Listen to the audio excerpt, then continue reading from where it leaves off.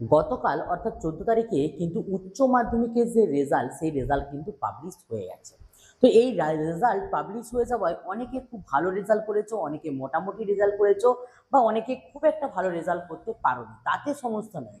কিন্তু এখন সমস্যাটা হলো গিয়ে যে আমরা এই যে এইচএস কমপ্লিট করে ফেললাম, এরপর আমাদেরকে বিভিন্ন কলেজে অ্যাডমিশন নিতে হবে।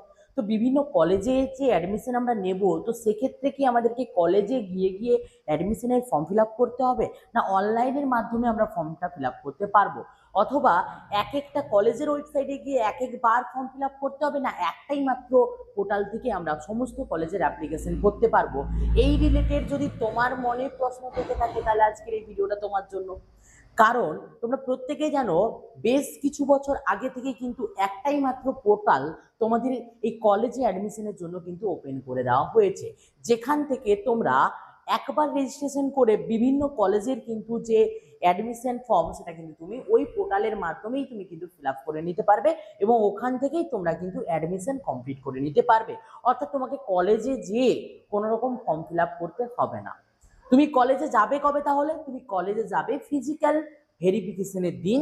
তোমার নথিপত্র নিয়ে তুমি কিন্তু কলেজে পা রাখবে। তার পূর্বে তোমার কাউন্সিলিং থেকে শুরু করে তুমি কোন কলেজে অ্যাডমিশন নিতে পারবে, কোন কলেজে তোমার নাম বেরোলো, এই প্রত্যেকটা জিনিস তোমার হাতে থাকা ওই মোবাইলটা দিয়েই তুমি কিন্তু দেখে নিতে পারবে, এবং অ্যাডমিশন তুমি কিন্তু হয়ে যেতে পারবে।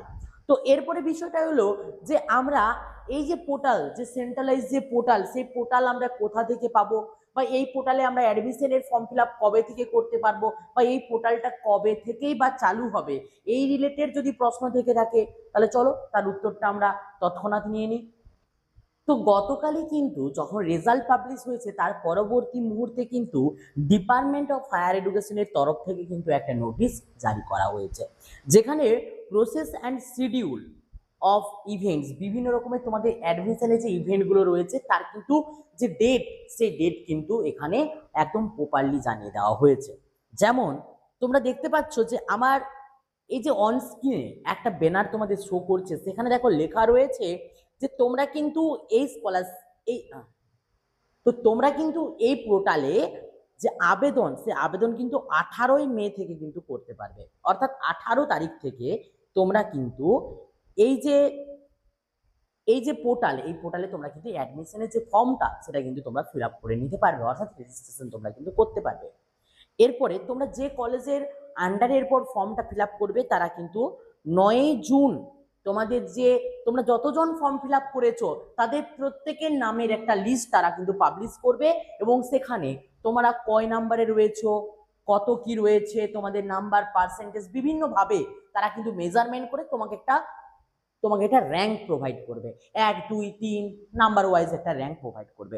এরপরে আস্তে আস্তে first merit list, second merit list, third merit list, এইভাবে কিন্তু তোমাদের অ্যাডমিশনের লিস্ট বেরোবে। প্রথমে যেটা বেরোবে সেটা কিন্তু প্রভিশনাল লিস্ট বেরোবে, অর্থাৎ যতজন ফর্ম ফিল আপ করেছিল প্রত্যেকের নাম কিন্তু ওই পিডিএফ এর মাধ্যমে তুমি কিন্তু দেখতে পাবে। সেটা কবে পাবলিশ করা হবে? 9 জুন 2026 কিন্তু পাবলিশ করা হবে।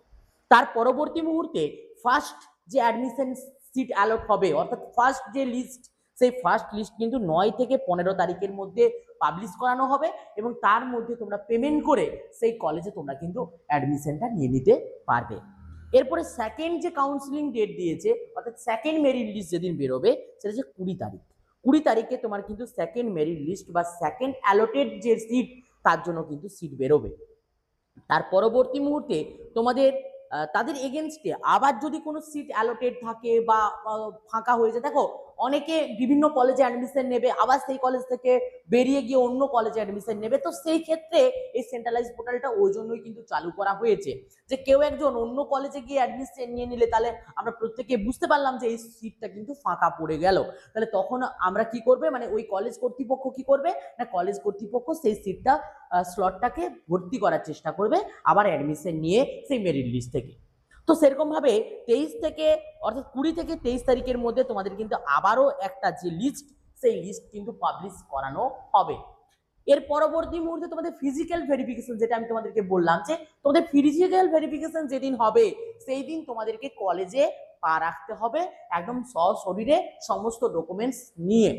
তো সেটা কবে থেকে হবে না, সেটা হবে 27শে জুন থেকে 4ই জুলাইয়ের মধ্যে। বিভিন্ন কলেজ বিভিন্নভাবে ডেট দেবে, ঠিক আছে।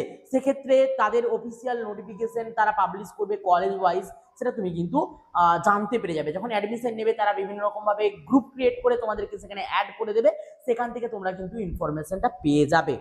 এরপর তোমাদের ক্লাস কবে থেকে শুরু হবে, তোমাদের যে কলেজের ক্লাস সেটা কিন্তু 6ই যে জুলাই 2026 সেখান থেকে কিন্তু তোমাদের ক্লাসটা তোমরা কিন্তু করতে পারবে কলেজে গিয়ে, একদম ফিজিক্যালি একদম কলেজে গিয়ে তোমরা কিন্তু ক্লাস করবে।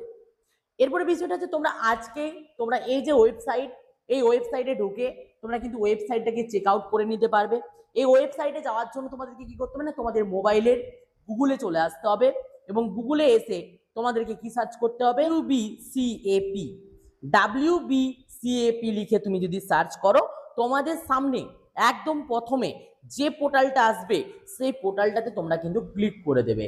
যেই মুহূর্তে ক্লিক করবে তোমরা কিন্তু এই অ্যাডমিশনের যে অফিসিয়াল ওয়েবসাইট বা সেন্ট্রালাইজ যে পোর্টাল, সেই পোর্টালে তোমরা কিন্তু পৌঁছে যাবে।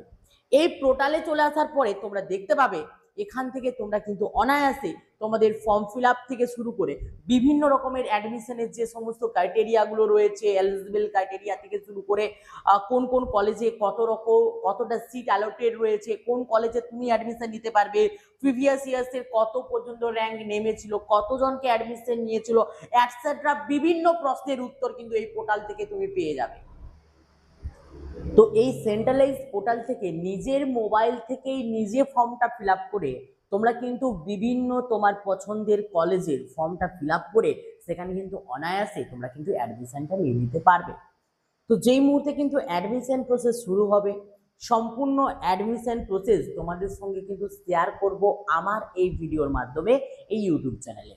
তো তুমি যদি কিভাবে সম্পূর্ণ নির্ভুলভাবে একটা রেজিস্ট্রেশন কমপ্লিট করবে এবং কলেজে অ্যাডমিশন নেবে, তো সেই বিষয়টা যদি স্বয়ং সম্পূর্ণভাবে জানতে চাও তাহলে অবশ্যই চ্যানেলটিকে সাবস্ক্রাইব করে পাশে থাকা বেল আইকনে ক্লিক করতে ভুলো না। তো চলো দেখা হচ্ছে নেক্সট ভিডিওতে। প্রত্যেকে ভালো থাকবে, প্রত্যেকে সুস্থ থাকবে, আর ততক্ষণ পর্যন্ত প্রত্যেকে ভিডিওটা লাইক করে পাশে থাকা বেল আইকনে কিন্তু ক্লিক করে দেবে।